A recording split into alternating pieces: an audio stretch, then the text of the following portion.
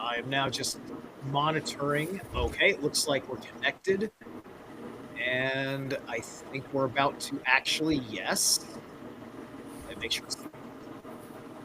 All right, the audio is going through.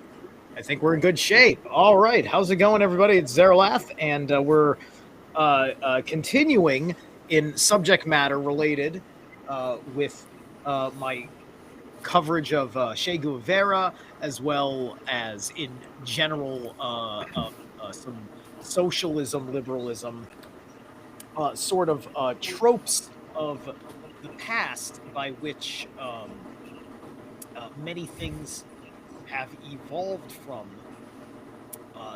since then. Here, knowing the pop culture influence of Che, despite the fact that he was too extreme even for Cuba, which is what got him into all his trouble.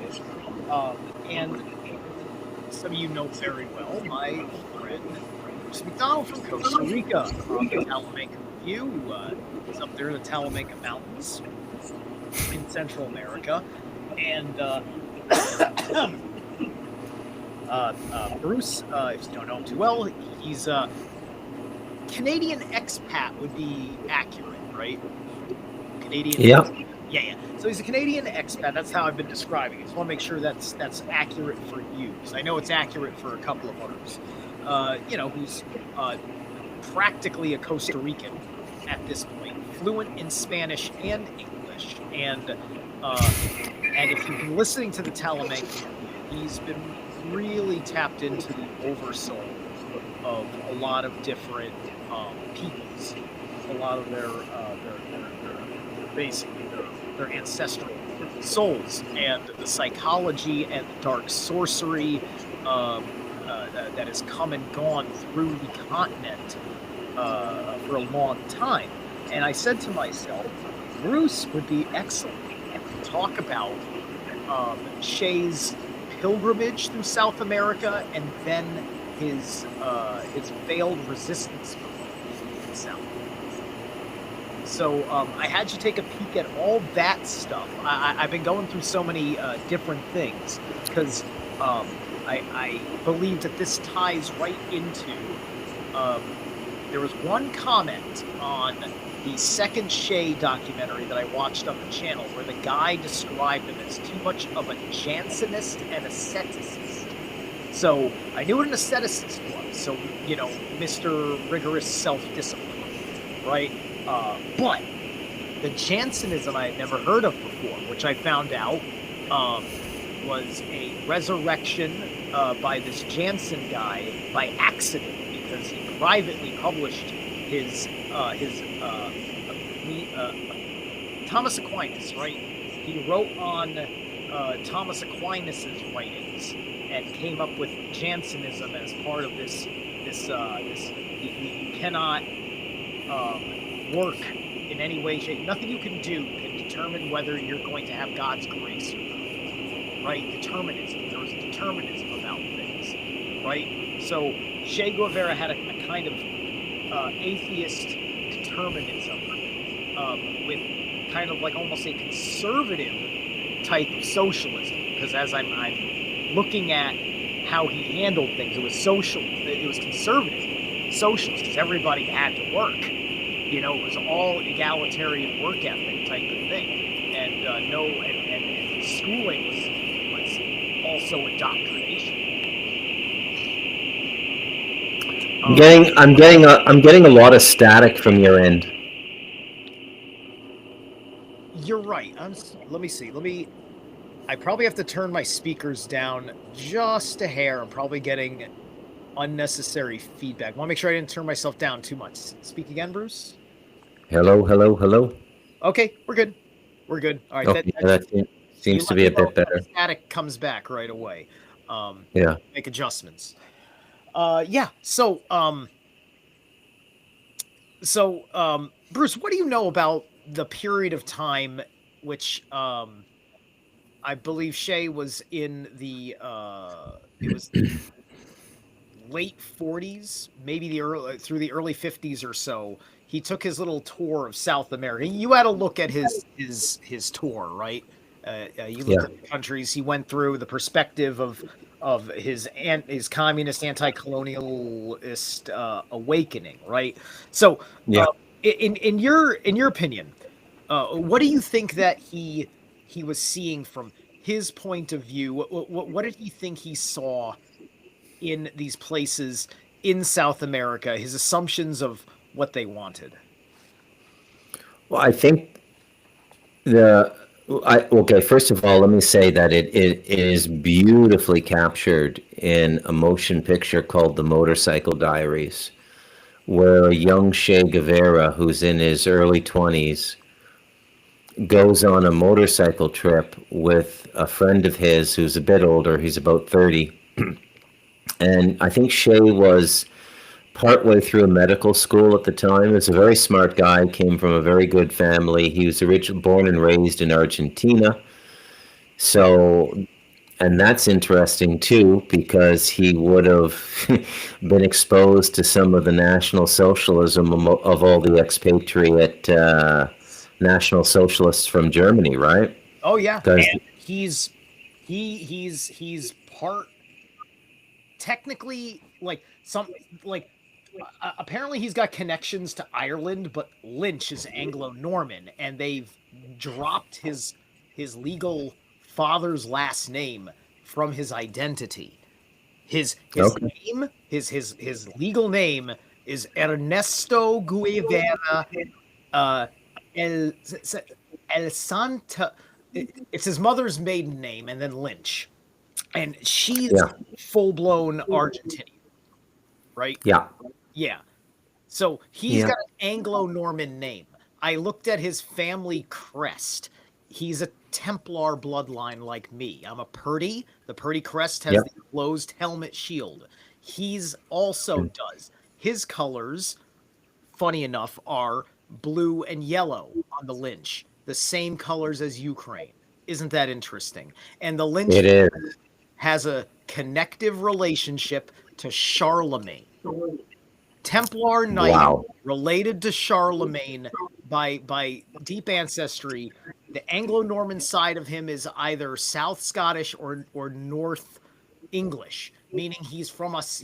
We're related. I'm fucking related to this guy. That's what I have learned.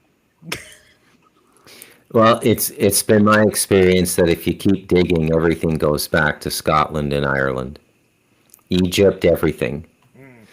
Mm. And a lot of people come to the same conclusion. A lot of intelligent, well researched, and informed people. But what Shea did was he took a year off and he just did this massive motorcycle tour all through South America. It went down the down either the Atlantic or the Pacific and came up the other side, or sorry, opposite, because Argentina's down at the bottom. He went all the way up and came back down. And I think, I mean, the impression they give of Shea, and at the end of the movie, as the credits are rolling, they show a picture of the guy he did the motorcycle trip with, who's still alive, and he was in his 90s back then. Mm. But Shea had an incredible heart. A lot of communists, they have an incredible heart, you know, and we're really quick to jump on them because that's how we've been, you know, programmed in our system. I don't believe in socialism or communism. I think they ultimately fail. I think we're too self-interested a species to be put in a system where we're supposed to care more about other people than ourselves. I don't think it works. It works as maybe on an individual level if you're doing it for spiritual growth, but it doesn't work at an enforced societal level. But that doesn't mean that the people who become enamored with it are bad people.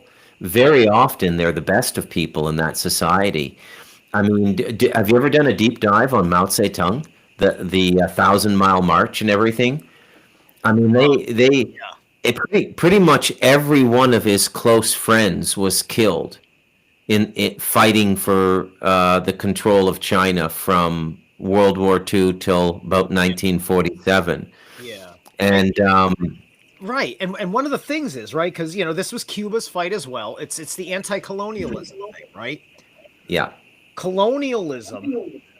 If you are, I think that the consequence of grooming a society for colonialism is that when they revolt, they're going to be communist, and they are prepared for that contingency.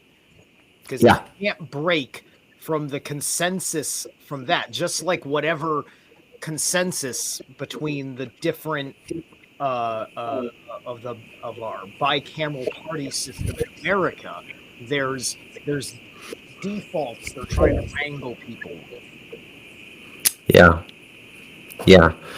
So Shane's a very, very human person, and it's absolutely beautiful. In fact, just thinking about it again, I think I'll download it tonight and watch it with my wife. But Hmm.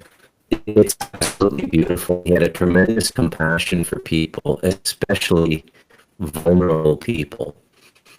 And unfortunately, he translated that into this sort of revolutionary spirit, which ultimately got him assassinated by the Central Intelligence Agency.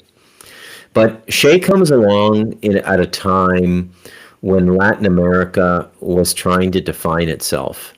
Okay, so this is like what it's funny because when we think about history, we have these huge holes in our history. So when we look at the West, we think of World War II, and you and I, Steve, and probably all of the listeners to this show, they understand very well the history of Canada and the United States and Australia and Britain from 1945 onwards, everything.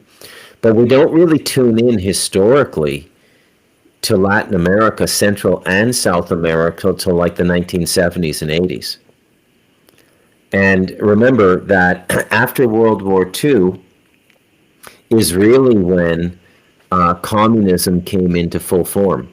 So China went communist, which was a big, big deal. And, they were coming off of a very autocratic system, the empirical system. They literally Yeah. had one of the last surviving aristocracies in the world, beautifully captured in Bernardo Bertolucci's 4-hour film, The Last Emperor. If you want to take a look at that, very historically accurate as well. And then we didn't really worry about communism until after World War II, even though the Bolshevik Revolution happened in like 1917, right? Right. But as North Americans, we don't understand the degree to which that affected Western Europe. To watch what the Bolsheviks did. Your static's coming back a little bit, but and so Shea grew up in this period, and it was a tumultuous period where many of the Latin American countries, including Central America and South America and Mexico, they all had political representation in the far left. They all had parties and groups in those societies that said, yeah, this is the way to go. And a lot of that was because the colonialism brought about by the Spanish was way worse than what the French and the English did in North America. Okay? And we don't know this. It's not our history. We don't study it in high school and university unless you take a degree in Latin American studies or something like that.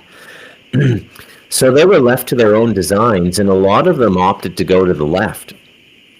And every single one of them was absolutely destroyed by the United States because the United States had a zero tolerance for far left political parties running Latin American countries because it's the same landmass, right? I mean, it's bad enough that Russia has taken over all of the Eastern European countries, and it's bad enough that China tried to expand into Vietnam, but it was those were in on different continents, whereas in the Americas it's like your back door.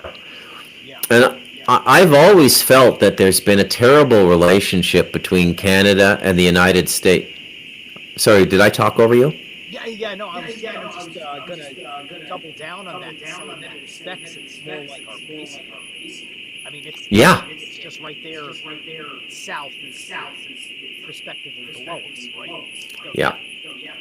Your static's back really bad now. I don't know. yeah. Let me. uh, We didn't have this last time. Completely gone now.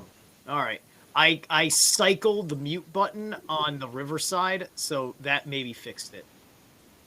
Okay, there's a little background sound, but it's just a little bit of white noise. It's tolerable. So this is the overview of Latin America, and they've always had socialist leanings, and now in the new world that's emerging, there's a lot more players coming in. But it's interesting, and it allows me, if I may, to segue briefly into what I think is happening in the world today. And I think the world is going to be run by regional superpowers. So I think that there will be no resistance to the United States taking Venezuela because Venezuela is part of the Americas. I think that Europe and the United States will yield and allow China to take Taiwan. And I think Russia will be allowed to become a dominant force in Europe. This is the trajectory I think we're on. And when you think about it, what they're doing, they may have realized that they're not going to be able to achieve their uh, globalization objectives by 2030. But we have to realize that we're dealing with people that have like a half dozen backup plans. These are the most well prepared people in the world. So the backup plan, I think, is regionalization by strongmen. So the first form of regionalization was free trade, and that might have taken us to some form of globalization if the United States hadn't corrupted the money system so much. So that's not going to work, and nobody's buying into it. But now, what free trade did was it created regions, and globalization happens in steps. It's not you have over 200 free and independent nations who don't have free trade with any countries, and then suddenly everybody signs on to a declaration of globalization run from a centralized place. It happens in stages, and they've been working at those stages since the end of the Cold War, beginning with free trade. So you've got an Asia Pacific free trade zone that really Japan started with in the late 80s. You've got the North American free trade, and you've got not really a whole lot of free trade in Europe, except, I mean, the European Union, I suppose. But what's going to happen now is that these stronger forces, these strongman forces in the form of Russia, China, and the United States, they're going to be allowed to dominate those regions to create malleability and unity so that those three parts become the new components of globalization. I personally think China is completely invested in the globalization, and I think they have voluntarily commenced a massive depopulation. There's incredible stories coming out about China's real population now. It's not 1.4 billion. A lot of people are saying 700 or 800 million. Yeah. Some people are saying as few as 300 million, which is really amazing. Where did a billion people go? I saw Um, I saw something crawl across my Instagram feed. I believe it was the same Chinese person who did the research that you showed me a few years ago when we first got back into contact with each other about the true Chinese side of the depopulation. And dude, that must be true. Like, when was the last time you saw like a big Chinese spectacle of people? Right? Like, yeah, remember every Tiananmen Square. there was always something like the Olympics with a bazillion dudes on the drums. Like, Yeah, South Park made an American inferiority complex episode based on that entire Olympic event. yeah. Yeah, dude. It's just like I sadly don't feel the same spirit strength. And the when you're talking about the Beijing Olympics there 17 years Exactly. ago? At the same time, it may have been necessary if their society had an evil intent with their population. You know, Yeah. better that than them fucking taking us over, looking at all of the fucking people that have been caught with their pants down, considering 2020, myself included. Yeah. 2025 me is a completely different animal. Yeah. But yeah, yeah, the colonial exploitation and America's suffering from kind of an in between of that, I think, because our colonialism is masked under the global corporate model and Washington's relationship to Wall Street in relationship to the other two city states, right? And Yeah. so it's more baked into the shadow globalization because it's the global corporate conglomerates that are registered in various states in our union, and many of Yeah. the different countries kind of want that bit. And I think that the Cutter situation in Idaho is fascinating. Makes me think of what that Uh, means to the influence of dudes doing what they're doing, like Owen Benjamin, who has been quite a force for uh, conspiracy deconstructive humor. yeah.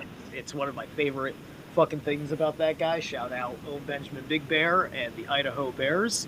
What's up with Cutter in your backyard, guys? You guys got to start growling at your state now. um, but like corporations with their landing gears over here for different things, right? Yeah. Yeah. Hey Steve, I don't mean to keep bothering you with this, but the static's really bad again. Yeah, I You really don't know what's going good? on there. You're good now. It keeps coming back. I don't know why. You should maybe check your mic connections and everything. Yeah. I don't know. My levels are screwy. I don't know what it is. I'm going to keep it muted when I'm not talking. It'll be perfect. Okay. Okay. So yeah, there's a lot of things to consider. Circling back to Che Guevara, so you have to understand the brutality of the Latin American conquest, okay? And I mean, we had natives in North America, and our engagement with them is unbelievably well documented. And because the areas in which we had to fight the natives were more kind of out in the open, or if you're in Canada, you're in forested areas that the way forests grow in North America, you can generally get through them on a horse, and which for that time, 400 years ago, which would make military campaigns a lot more easy. But when you get into like Central and South America, like down around the equator, you you can't have some armored conquistador going through the jungle, man. It just doesn't work. And so what happened was, native populations survived. They were always kind of regarded as second class. They tried to exterminate them in many ways.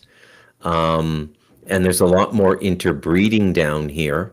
Like when you go to a country, like certain countries you go to, Panama is an example, and Nicaragua is an example, and to a certain degree, Guatemala. Almost everyone you see, 9 out of 10 people, looks like they have native blood. Like that you can see it in the eyes, you can see it in the facial structure. Costa Rica has the highest level of European genetics in all of Latin America, from Mexico to Argentina. And I mean, there's all kinds of Costa Ricans with red hair, Even even right? even with Brazil, because I've seen some very white Brazilians before. Yeah. I So well, respect Brazil's a whole. You almost have to put Brazil in its own category because they don't even speak Spanish; they speak Portuguese. Um, so Brazil is in a whole other category, similar but not the same. Um, so the native consciousness is much more collective. So as they and as I said before, they were brutally treated. And so if you had a heart and you were affected and you were an empath, and I believe Che Guevara was, it would be devastating to you to go around on this motorcycle trip and see what's been done to people. And the thing about this part of the world is nobody cares about their title, climbing a ladder in the political or business world. What really matters in Latin America is land and family. And so if you have even 10 acres, you can have 5 kids and you can raise them because that's going to give you enough land to produce the food you need. And then people go out and do piecework. And as they make money, they buy the things they want. It's a whole other way of living down here. And this goes right into the land statuses down here as well. So in Latin America, they have a status of land ownership that's called possessorio. And oh, go ahead, Steve. Thank you. I figured with the need to mute, that's the best way to do it. Um, yeah, I was gonna say a couple of thoughts that were running through my head is that like so first off with what you said just there with the treatment of what they need, right? Because I think that kind of gets to uh, the core thing for why perhaps when he came back after the revolution to try and spark one in South America, it failed because if they were being kind of if they had people among them that were being abused, but most of them like had already like their needs met just by the merit of what's going on with where they are. They got the family, they got the land. They maybe got to go to work. They maybe have to deal with a tyrant who comes to their family and land or whatever, but they have a family and land, right? Yeah. Yeah. See, that changes the equation when you got something to lose, right?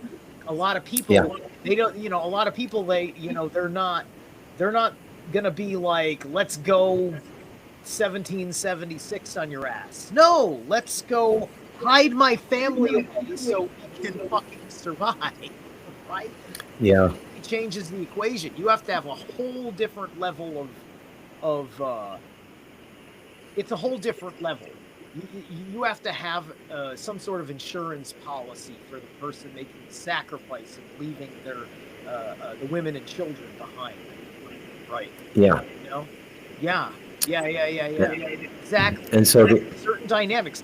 They were not being as badly exploited as the Cubans. He didn't understand that not all colonialism, just like not all communism, is the same, because he became much more extreme than Cuba. He was too much for yeah. Cuba to the point where they needed it dead, more so than alive. He honestly, Yeah. looking at how it is, looking at the fact that he was a Lynch, this Templar, I said, this is Lawrence of Arabia. I said it on my Facebook live stream promoting this, and then I coined the phrase, it's Lawrence of Ashabia. And then I called myself a genius and ended the stream. But yeah, no, he's doing a Lawrence of Arabia thing, and it's falling flat because he had a very narrow itemization. This Jansenism. But the Jansenism also showed it was the Jesuits. And the Jansenites, they butted heads. Yeah. And the Jesuit order had a very, very special place in South America, too. And if Yeah. the Jesuits, for all the evils that we know their dirty name is attached to, if Yeah. it's on the surface ideological fight for maybe the good Jesuits, the ones that were Yeah. blind to all the conspiracies, thinking they're just serving the Lord and their ideals, or more freedom-oriented Catholics. Yeah. because obviously, like being born and raised in a Italian French Catholic family in the American Northeast in the 1980s, right? It definitely, like, if it wasn't, like, dad and grandpa were pretty conservative. Um, but there seemed to be, but it was way different than when I turned like 11, 12, and I met a friend who lived down the street for the first time, who was in a Pentecostal church. And because I was rejecting the, the what I was picking up was black magic sacrifice symbols, experience of being in the church. I decided to get out of it way before I even got home. So I rejected myself. I don't even, can I be excommunicated? I don't know if I'm all the way there. I don't know. All I know is that I don't think anybody's got it. Yeah. So, but you just hit on something there, though, that's also very important. When you look at the Americas and the colonization of the Americas, the United States ended up being basically Protestant Kabbalistic, and then Canada and Latin America, it's all Jesuit country. Okay, and the church is very powerful down here. You know, like you really have to live down here to, like, any town you go into in Costa Rica, the main building is the Catholic Church, and it's the most beautiful architecture you've seen, and it just completely stands out. And then when you go to mass, I've gone to mass a few times over here with friends. I was raised Catholic. I mean, the church is packed. And let's be honest, the Catholic Church has always had communist leanings, okay?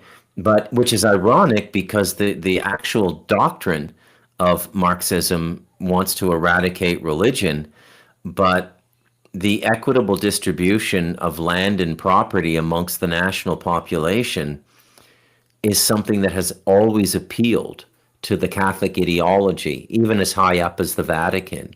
They don't openly proselytize it all the time. You're not going to hear the popes or the cardinals talking about it, but the Jesuits, the boots on the ground, they're very much, I think, a part of the a part of this movement, and so that affects the consciousness down here a lot. I find myself very comfortable in it, probably because I was raised Catholic. But if you're a Protestant or evangelical, and the evangelical movement is moving through Latin America now too, and having quite a bit of success. So there's a lot of evangelical churches popping up, and you know, but that would explain part of Che Guevara as well. I mean, I don't think anybody, I mean, you can't look at the world today and say to yourself, in all honesty, that capitalism does not have problems. I think most of those problems could be solved by legislation around money and capital gains, especially money made on money. But there's been no incentive to regulate money. The moment we won the Cold War, we just opened up the dam on what money could do. I mean, in the 80s, we put Michael Milken in prison. By the time the 90s come around, futures trading and derivatives, which are basically the offspring of Milken's junk bonds, because he was just like hedging stuff, right? That's what he was doing. Yeah. They become It's the a, colonial aspect. a normal part of the financial market, which is kind of amazing when you think about it. Like I was saying, like, it's the colonialism aspect of it, right? Because another country owns all of your shit and you're not a part of their country, and then you have to fucking work for your own land that is only their land because you can't kick out the men with the guns, right? Yeah. And that was an exploitation because they had no say in where things were at. Now, the irony of this is an example of um 48-hour work week is what um my Grok AI said was how many hours a week a colonial Cuban worked in the 1950s. I said, how many hours a week do they work in Cuba now? 44 hours a week.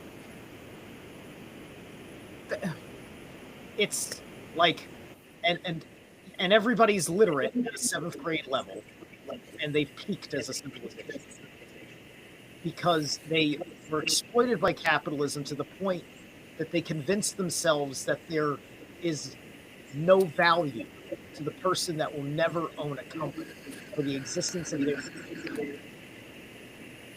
and the things it does for people that strive to use the company as an engine to better yourself and because it serves better those around you. That's supposed to be the spiritual principle behind capitalism. That's what I believe the innocent, genuine, golden idea is. I think that's what Ayn Rand was trying to protect in her capitalist ideas.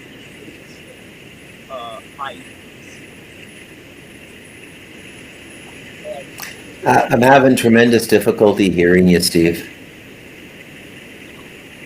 Yeah. Let me see because I turned things down, which didn't solve the problem anyway. So I'm gonna turn my gain back up, so that way I'm actually loud and clear. Because I'll be muting when I'm not talking. In fact, there we go. Yeah. Cycle it every once in a while. You know what? I used to have this problem on Skype back in the day. Remember? Same problem. Yeah. The same soundboard as I did then. Um, but anyway,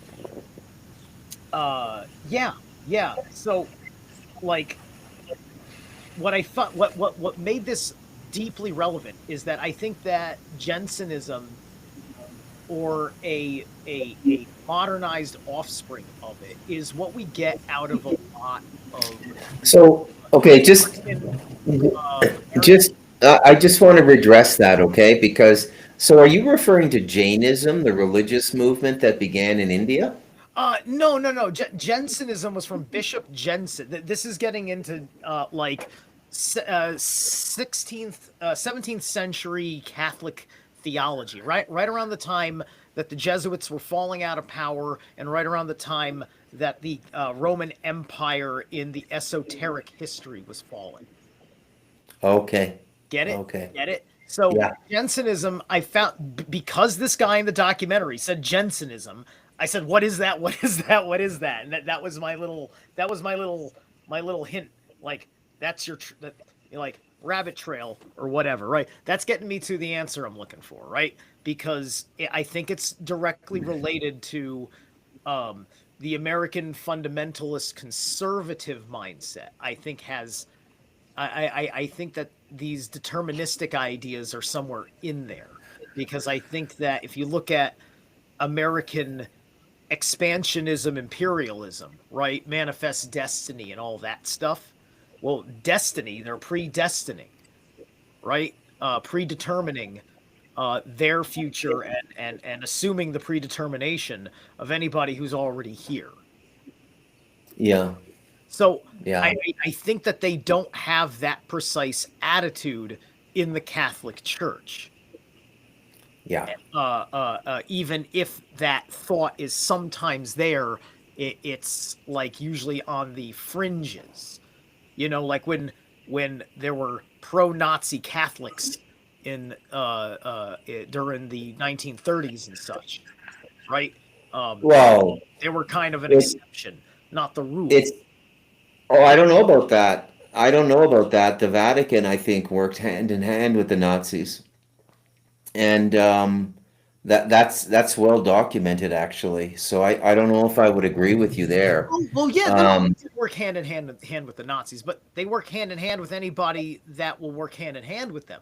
They're the fucking Catholic Church. They're trying to keep. They yeah, want to be as much Rome as you will allow Rome to be Rome in their country, right? yeah, So fair enough. Fair enough. it's just like that's why the Jesuits are out there. The Jesuits get enough dirt to blackmail somebody into being like, this is what the Catholic Church would like you to do with your country.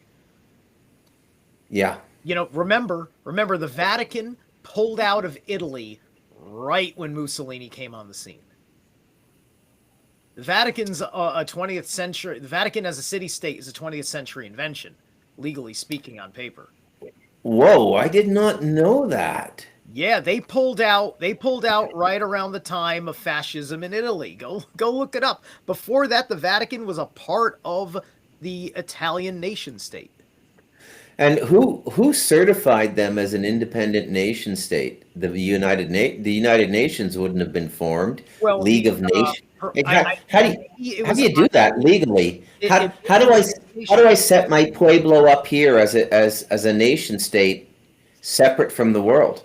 How do I become king of the Talamanca Mountains? I, Pope of I'll the have to show Talamancas. you, I'll have to show you the Pizzeria Family Guy episode and tell you good luck. Okay. um, but yeah, no, it was in the 1920s or 30s or so. Either right before it happened or right when it was in there with Mussolini. Yeah. That's when they severed. They didn't want to have fucking liability for what Italy was about to go through. Yeah. Yeah. Yeah, because remember, because World War One, World War Two, they were on the destructive side. They were about ending the monarchies, and Yeah. but I think the fact that England still does what it does in its Commonwealth is a tell,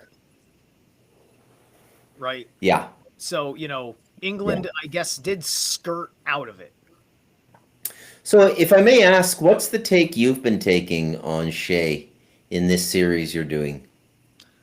Whew, well, what like I opened everything up by reading that Marcha letter, that 30-page letter, and you know, I think it's very unfortunate that he kind of hates art, especially just like any art from history. He doesn't think it's has an its inspiration has a place in the human spirit of the communist man, right? Because he was Yeah. anti-individualist. He stated so in there. I think I would have hated him immensely. Like Yeah. he may have been a Yeah. kind person. It might have been okay. Let's great. Let's all go and hug. We'll do a kumbaya session. But if he wants to fucking start talking to me about, how much I need to be like all those other people that are kind of like him, and be like, nah, son, nah.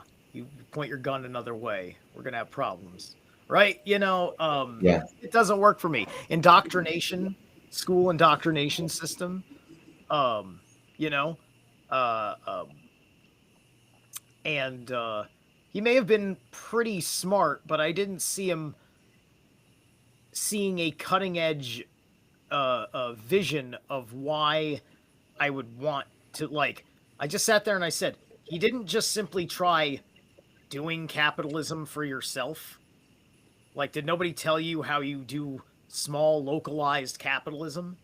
You don't want to have a Yeah. country with anybody that wants to produce any capital at all, right? Yeah. Um, yeah, So I think he was, I think he was as smart as any other Western educated college student in the 1960s, which can be terrifyingly varied. Yeah. Not as bad as today, I suppose, but the man was at least capable of picking up a gun and his inhaler. By the way, he had asthma the whole fucking time. So I think Yeah. he may have not been as hardcore behind off camera as he appeared. I mean, like Yeah. first, if you look at his body when they after they shot him, right? He's in his prime, right? I think I'm a little bit more toned than he is. I mean, I got a little Yeah. bit more of a gut, um, but my arms, I'm just like, he's supposed to be a guerrilla warfare fighter, right? Wait, if he's got Yeah. asthma and he's fighting guerrilla war, why is he smoking cigars? He has asthma, right? I'm like, I kind of wonder because asthma is not prohibiting him from fucking fighting. Like, Yeah. how bad is his asthma? Why do they have to bring it up that he has asthma? And why would he smoke cigars if he has asthma? Is that counterintuitive? Yeah. Yeah. Yeah. They focus on the asthma a little bit in the Motorcycle Diaries too. He had the inhaler, and he needed his medicine all the I time. think Yeah. the inhaler was a cover. I think there was something else he was puffing on in there. I think he had something else in there. Yeah. He was also extremely brutal, eh? Like the even amongst the guerrillas he commanded, like if they were caught looting or raping, they were shot on the spot. No trial, nothing. Just two or three people say, yeah, they did it. Two or three witnesses, and he Hmm. just kills them, man. You know. Yeah, the kangaroo So court aspect pissed me off too. yeah, yeah, yeah. So I have kind of mixed feelings about him. See me more. Yes. Okay. You see, I think that he maybe didn't get a chance to really understand the rest of, like, maybe he didn't meet enough poor people that are not being exploited in a capitalist country the way that poor people in colonial territories were being exploited, right? Yeah. He never sat Yeah. Well, I don't know, man. Like, compared the plight of the people he cares about in Cuba with the plight of somebody who's poor in America, like a black, like the blacks. It was the 1950s. Go to fucking Alabama while nobody thinks you are interested in killing anybody. While you're, because you went and did your tour. Now you're touring the USA and you're learning a thing or two about the people that once slaves here and yada yada yada, and then you discover like jazz music or something, and I don't know, like, but he didn't go for that, you know. no, no. He certainly did not. Um, yeah. He's not spoken about that much in Latin America. Like, I've never heard his name brought up. He's not celebrated at all, which is very interesting. Um, right now, like I in Costa Rica, I can tell you that unions are big. I mean, the best sort of work you can get in Costa Rica is a union job. They call them sindicatos, which is a very interesting. And they're very aggressive. And that sort of spirit of confronting the government is everywhere in Latin America. Like, what I think this will be the most difficult region of the world to enforce the WEF agenda. Very difficult. These people can shut government down. They get together, they mobilize, they shut down highways. I've seen it happen a dozen times in the decade I've been here in Central America. Yeah, I've seen some shit go down over here. There was a Canadian mining company that went into Panama in 2012 and signed a resource deal with the government. It overlapped some native land, and they didn't involve the natives in the negotiations. The natives rioted. They burned three police stations, killed all the cops in the police station. This is 2012, okay, and this is northern Panama, like at the southern border of Costa Rica. And there were a lot of foreigners flooding into Costa Rica, getting out of Panama, and that's Panama. The stuff I've seen go down in Nicaragua since I've been here, There have been two or three big events in Nicaragua where the people rise up against Ortega and his wife Morilla, and it's just pure brutality toward the people. In Costa Rica, the government backed down a dozen times. They literally they you can freeze the whole country. Okay, there's and it's funny as I'm down here living my life, and I look at the sort of self concept of the average United States citizen and their mental concept of freedom. They actually do not live it anywhere near other parts of the world now. They're too comfortable. Comfort comfort kills it. And another thing is when people have land, and what do I mean? I mean they have land, they have two or three family homes, and so the way people live in Latin America is you'll stay by your family for the most part. Now, some of the kids leave and go to cities, get jobs, but generally you'll have what's called a family center. So where I live, my wife's family is represented by about six or seven different houses in this pueblo. Okay, so her family is very well represented here, and it's her brothers and her sisters, and her mother is still here, and then there's grandkids and all kinds of stuff, and it's your land. There's nothing you could ever do to lose the land. Okay, so if you go to prison in Latin America, if you get a 5-year sentence, you don't have to worry about what you're going to do when you get out. Okay, whereas in North America, if they arrest you, you lose your condo, you stop paying the mortgage. Maybe if you have people to help you, they can sell it for you, but your whole life is turned upside down because in North America, everything is on this sort of month by month payment schedule. And they don't really have that down here. So you have your land, you own your land unequivocally. The government can never take it from you. There's no recorded instance of a Costa Rican farm or house being taken away from anybody for failure to pay taxes or anything like that. I don't think it happens anywhere in Latin America. They don't have what you'd call an IRS down here. To the best of my knowledge, the only people who pay income tax down here are people who work in the public service, whether they be police officers or what have you, and it's a source deduction from their paycheck, and even then it's only about 6%. And then everybody else, like construction companies, trucking companies, nobody's paying tax. Okay? So this whole idea that you can lose your home and become homeless, this is a first world concept. Okay?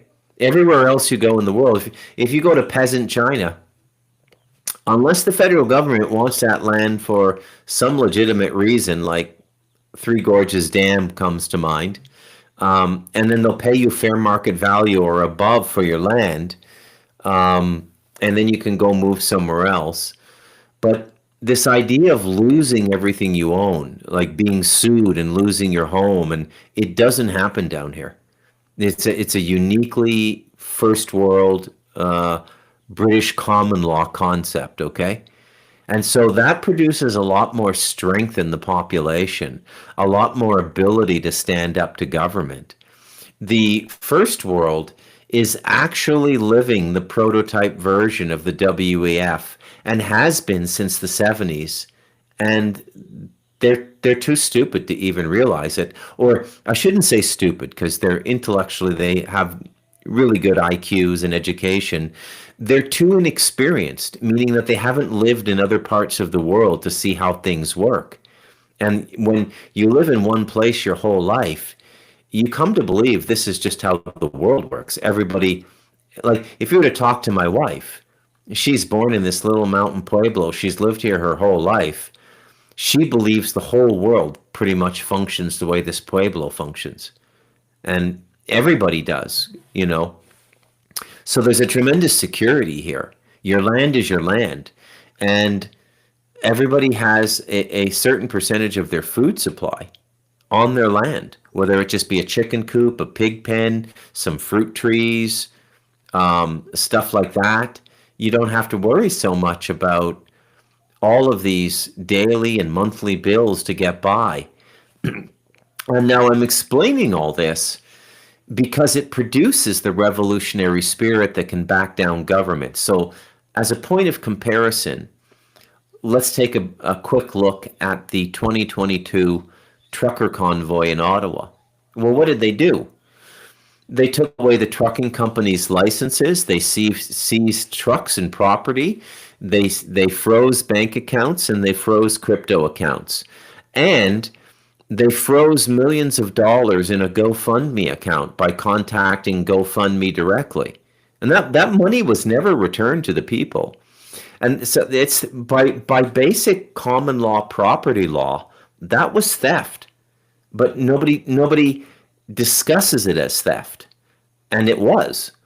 And this is why there's so much, I think, paranoia and unease in the first world West, because your entire existence, your ability to have a roof over your head, your ability not to be put into a suicidal state, exists at the whim of a mad king.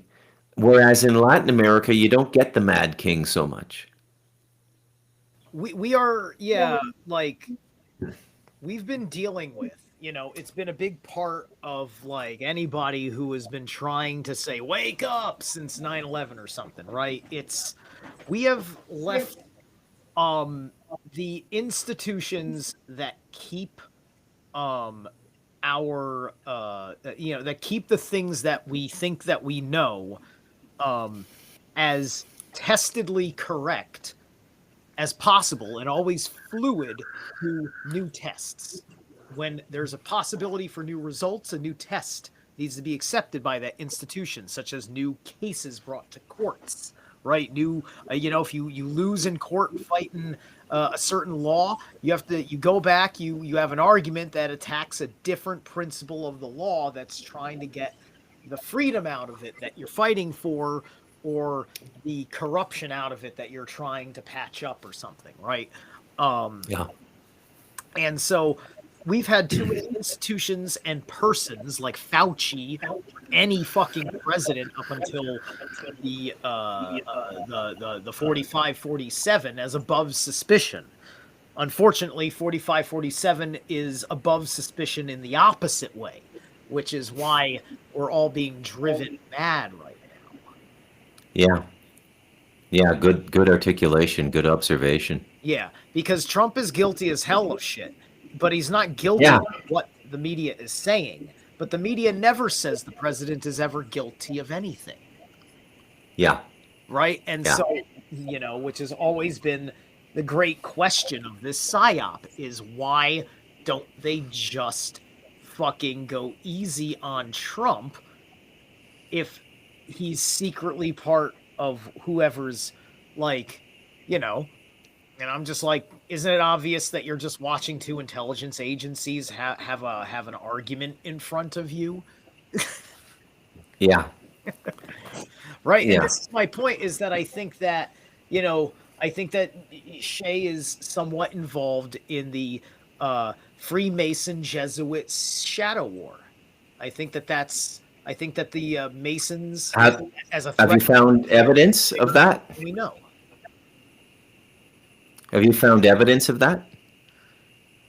Well, there's I believe the authenticity of, I can't remember the document, but there's that document that came out that I think was a Jesuit document or a Masonic document. I think it was a Jesuit document. And it went through a list of things. I can't remember if it was all about the Freemasons or the Freemasons were a bullet point, but there was a whole thing about like, whenever you can, it is your duty to slaughter a Freemason or something like it was brutally put in this document. And I think that when we look at the issues between the ideologies of peoples in Freemasonic leading cultures such as America, the North America, and the the Catholic side of the world, effectively, um, they are so alien to each other, right? Because Catholicism is still draped in all of the ancestral traditions of every cult, mystery school, pagan, ancestral culture that is amalgamated to it, and the other is just Gentiles playing Jews Yeah. Yeah. Precisely. with a Yeah. completely different attitude about Jesus. Yeah. Yeah, Yeah. yeah, Now, in a lot of ways, I think they all want the same thing, and what they're really fighting over now is who gets to sit in the king's court. But I think that they all want the same sort of kingdom, right? Wow. Yeah, that's nice. Yeah. yes, yes. I caught it. I heard it. It was like, oh, what's that in my ear? Um, yes, thank you. Sorry about that. No Um, worries. shoot, say that last part again. Well, I think that these parties, Jesuit, Protestant, and Kabbalist, Mason. I think that they all want the same kingdom. The infighting is who is going to sit on the throne, right? It's. I don't think there's too much difference in terms of generally what they want. I think they're all globalist at this point. I mean, the Yeah, Sanhedrin. If you listen to the Sanhedrin, according to their prophecies, the world is going to be run under Noahide law from Jerusalem, and the only place of worship allowed in the world will be the Temple of Solomon. Everything else will be declared idolatry. If you read any of the Jesuit literature, they're globalists as well, and they have to dominate, and they have full license, like James Bond's license to kill in the Jesuit order. yeah, It's not a compassionate Christian order at all. Um, and then you've got the Protestants, who are sort of generally under the wing of the Sanhedrin. And if they're Masons, definitely under the wing of the Sanhedrin, because Masonry is Kabbalism for Gentiles. Um, so, really, I think at the end of the day, they all want the same thing. The only reason we're not living it now is they're fighting over who sits on the throne. Is it going to be run from Brussels? Is it going to be run from the city of Rome? Is it going to be run from Jerusalem?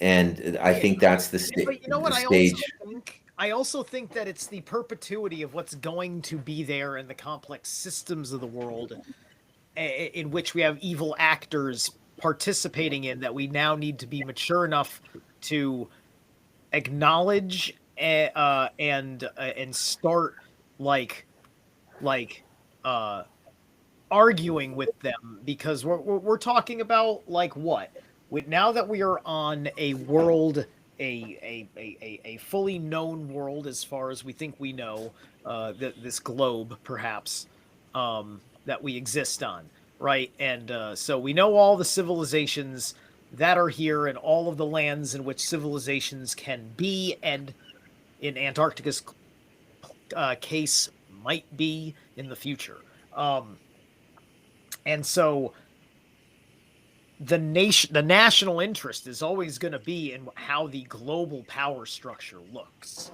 right? And So there's yeah, there you just brought something up that I'd love to get your opinion on.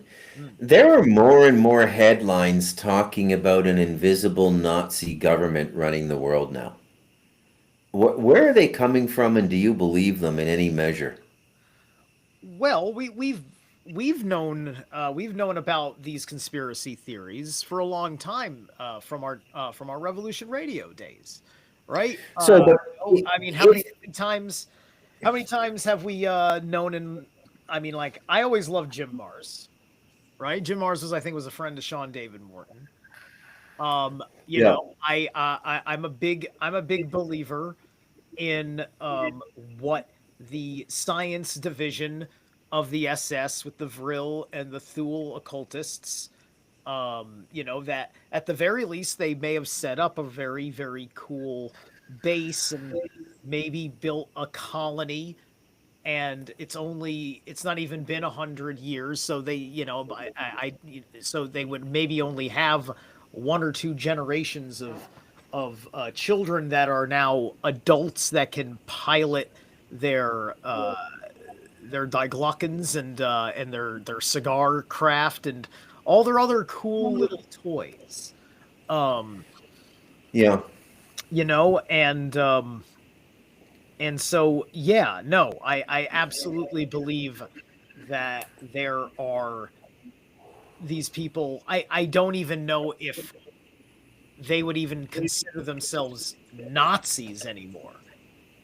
Right? It's very hard. Like they would have gone through probably their own ideological shiftings just because they're entirely a shadow system. I mean, maybe they're Nazis in the sense of if we're talking about the NA being national and the ZI being Zionist, which allegedly has been a gaslight this whole time with the word Nazi, because they weren't lying about the Nuremberg.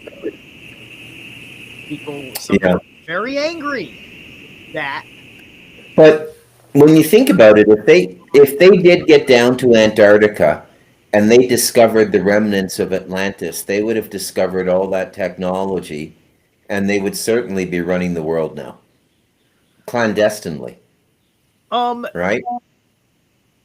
yeah, maybe, like, because if it was all associated with political ideologies, right? Like, because before any, like, look, if you take the Holocaust narrative away from Mean Mr. Mustache,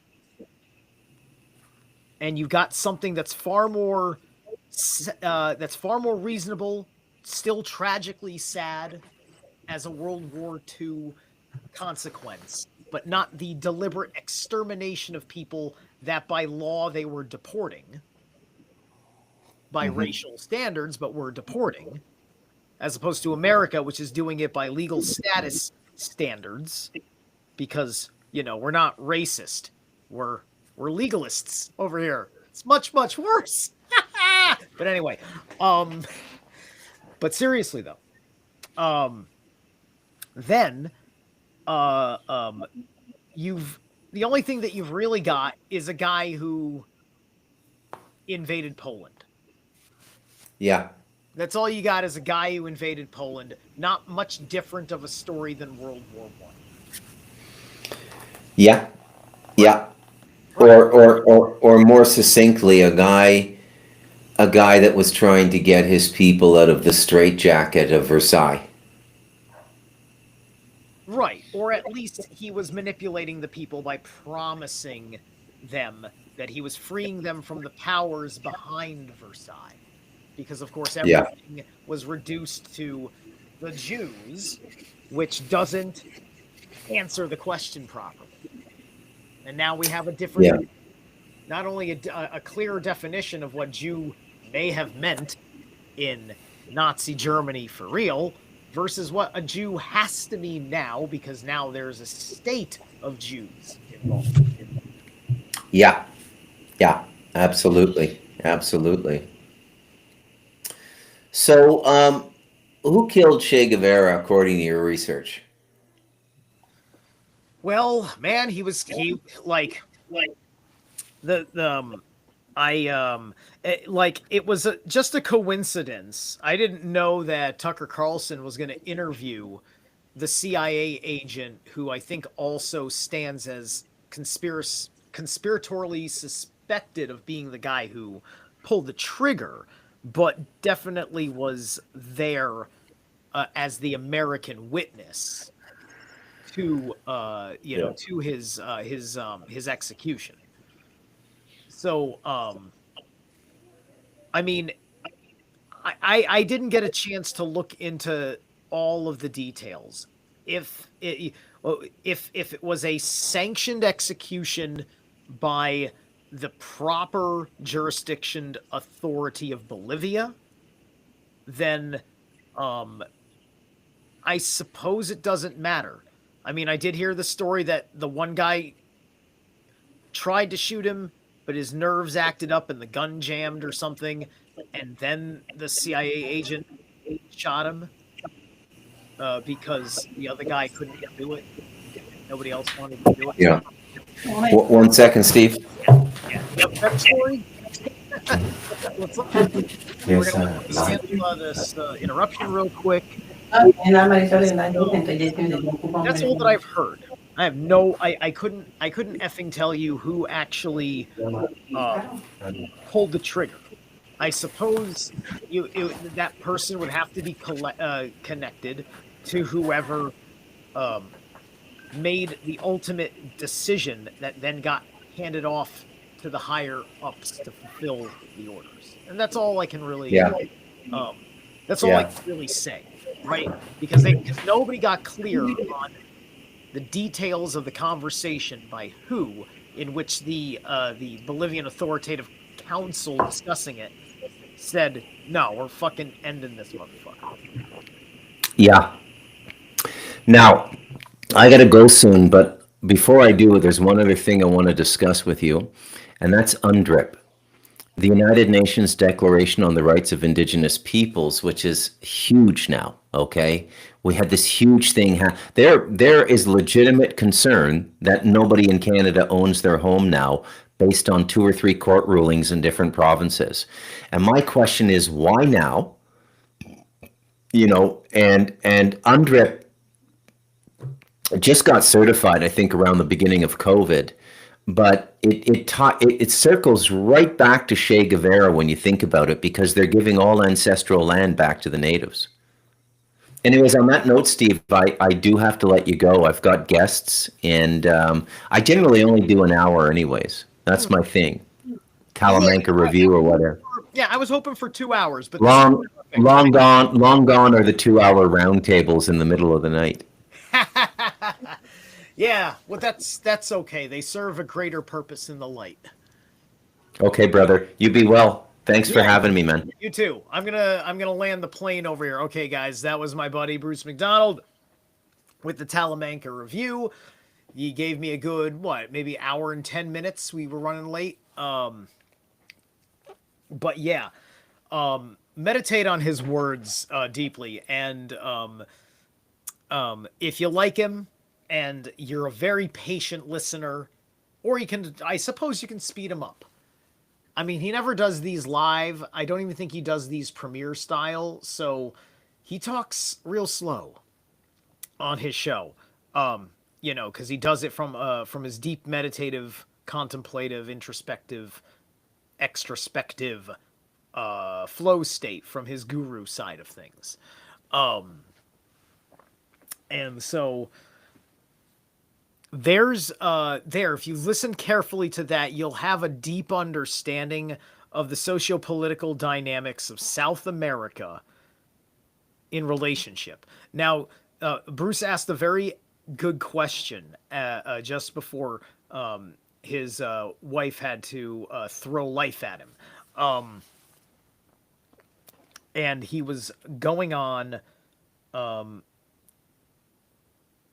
with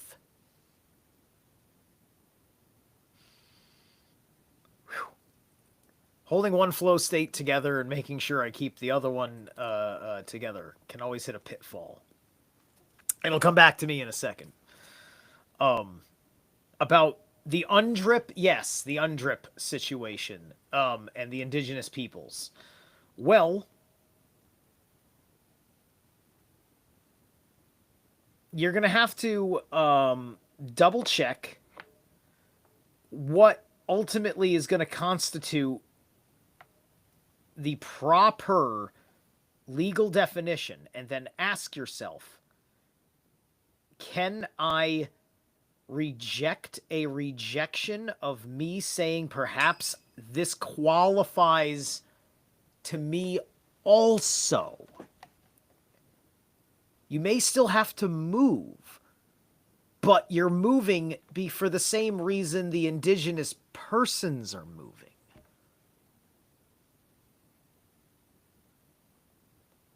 Either that, or the indigenous persons may look at this and say, What the hell's wrong with you? This is not the way I wanted to have land.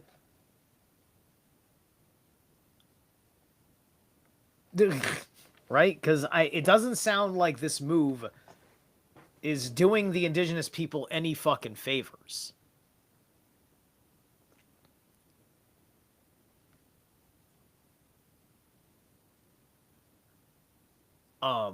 Yeah, it's bullshit emotional manipulation. Bullshit emotional manipulation. That's precisely what that is. So it sounds like to me, because as you notice now the audio is good. I think neither Bruce or I like to use headphones, and I think that maybe that hissing was coming from his end, feeding back into my end that needed to mute, because now it's not popping up at all, or it's just the way the audio shifts with Riverside. I'm not 100% sure, but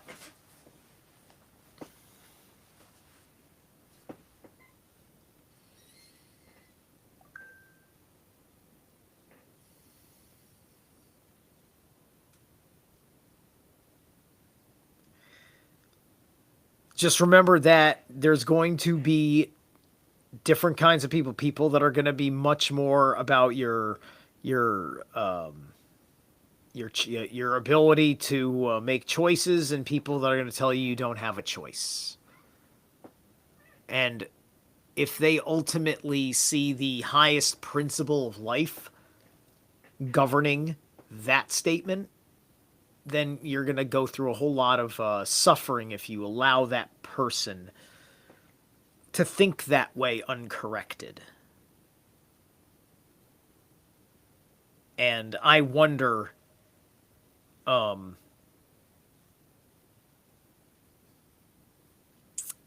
if Shay ever met somebody who had good arguments.